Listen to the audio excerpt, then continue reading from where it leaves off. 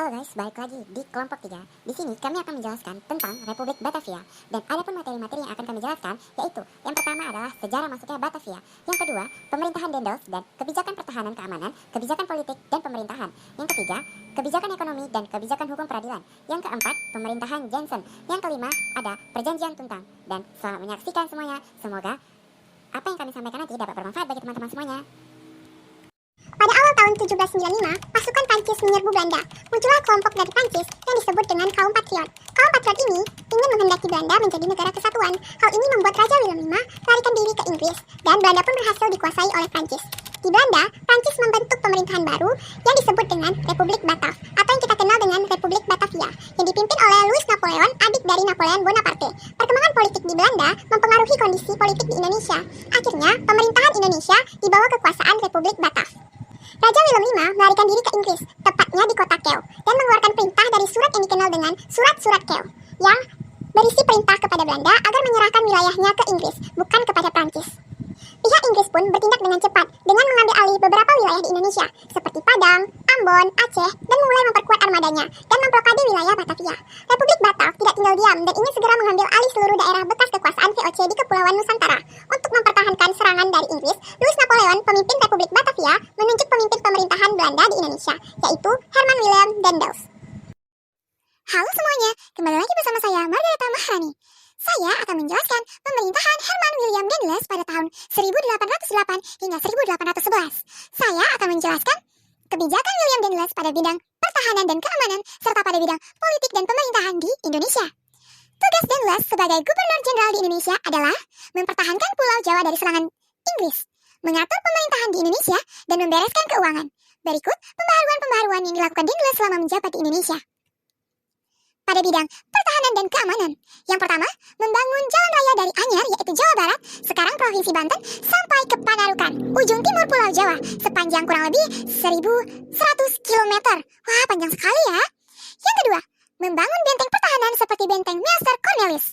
Yang ketiga, membangun pangkalan angkatan laut di Anyar dan ujung Kulon. Yang keempat, meningkatkan jumlah tentara dengan mengambil orang-orang pribumi, karena pada waktu ke Nusantara, Dendels tidak membawa pasukan. Peningkatan tersebut dari 4.000 menjadi 18.000 orang. Wah, banyak sekali ya pasukan pribuminya. Lalu selanjutnya, kita masuk ke bidang politik dan pemerintahan. Yang pertama, kekuasaan raja-raja di Nusantara dibatasi secara ketat. Berarti Willem Dendels ini adalah orang yang sangat tegas ya. Yang kedua, Dendels memerintah secara sentralistik yang kuat dengan membagi Pulau Jawa menjadi 23 wilayah besar yang kemudian dikenal dengan keresidenan. Setiap keresidenan dapat dibagi menjadi beberapa kabupaten. Yang ketiga, berdasarkan dekret tanggal 18 Agustus 1808, Dendels merombak Provinsi Jawa Pantai Timur Laut menjadi 5 prefektur, wilayah yang memiliki otoritas, dan 38 kabupaten. Terkait dengan hal tersebut, maka kerajaan Banten dan Cirebon dihapuskan dan daerahnya dinyatakan sebagai wilayah pemerintahan kolonial. Dan yang keempat, kedudukan bupati sebagai penguasa tradisional diubah menjadi pegawai pemerintahan kolonial yang digaji. Meskipun demikian, para bupati tersebut masih memiliki hak-hak feodal tertentu. Baiklah, sekian penyampaian materi oleh saya, Margareta Maharani, yang akan dilanjutkan oleh teman saya yang akan menjelaskan tentang kebijakan Dendels lainnya. Sekian dari saya, kurang lebih mohon maaf. Terima kasih. Bidang ekonomi dan keuangan. 1. Melakukan penjualan tanah-tanah kepada pihak swasta. 2. Rakyat diharuskan melaksanakan penyerahan wajib hasil pertaniannya. 3. Meningkatkan penanaman tanaman yang hasilnya laku di pasaran dunia. 4. Meningkatkan usaha pemasukan uang dengan cara pemungutan pajak dan penjualan tanah kepada swasta. 5. Memaksakan berbagai perjanjian dengan penguasa Surakarta dan Yogyakarta, atau melakukan penggabungan banyak daerah ke dalam wilayah pemerintahan kolonial, misalnya daerah Cirebon. Selanjutnya, bidang hukum dan peradilan. 1. Dalam bidang hukum, Dendels membentuk 3 jenis pengadilan, yaitu pengadilan untuk orang Eropa, pengadilan untuk orang pribumi, dan pengadilan untuk orang timur asing. 2. Melakukan pemberantasan korupsi tanpa pandang bulu, termasuk terhadap bangsa Eropa.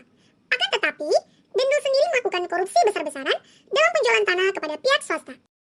Pada tanggal 4 Agustus 1811, sebanyak 60 kapal Inggris di bawah komando Raffles telah muncul di perairan sekitar Batavia. Pada tanggal 26 Agustus 1811, Batavia akhirnya jatuh ke tangan Inggris. Jansen berusaha menyingkir ke Semarang dan bergabung dengan Legiun Mangkunegara dan prajurit-prajurit yang dari Yogyakarta dan Surakarta. Namun, pasukan Inggris lebih kuat dan berhasil memukul mundur Jansen dan pasukannya. Jansen mundur ke Salatiga dan akhirnya menyerah di Tuntang. Penyerahan Jansen tersebut secara resmi ke pihak Inggris dengan ditandai adanya kapitulasi Tuntang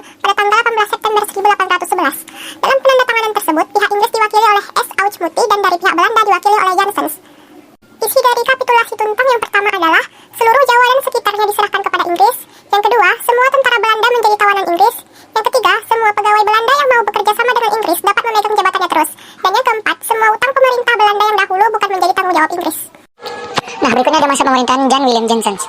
Pada tahun 1811 Mei, Herman Willem Daendels dipanggil pulang ke Belanda dan kemudian digantikan Jan Willem Janssens. Jan Willem Janssens dikenal sebagai seorang politikus yang berkebangsaan Belanda. Janssens sebelumnya menjabat sebagai gubernur jenderal di Tanjung Harapan pada tahun 1802 sampai 1806. Pada tahun 1806, Janssens terusir dari Tanjung Harapan karena daerah tersebut itu ke tangan Inggris. Dan pada tahun 1810, Janssens dipanggil ke Jawa dan akhirnya menggantikan Daendels pada tahun 1811. Janssens berusaha memperbaiki keadaan yang telah digagalkan oleh Daendels. Nah, penyebab peralihan kekuasaan dari Daendels ke Jan Willem Janssens terjadi karena Raja Louis Napoleon tidak setuju dengan kebijakan-kebijakan yang diterapkan Daendels. Dan tidak sesuai dengan prinsip Napoleon, yaitu Daendels menerapkan prinsip atau kebijakan tentang pajak, dan dia juga melakukan sebuah tindakan korupsi. Maka dari itu, Louis Napoleon memilih Daendels untuk digantikan oleh Janssens yang dianggap lebih mampu dan lebih sejalan dengan prinsipnya.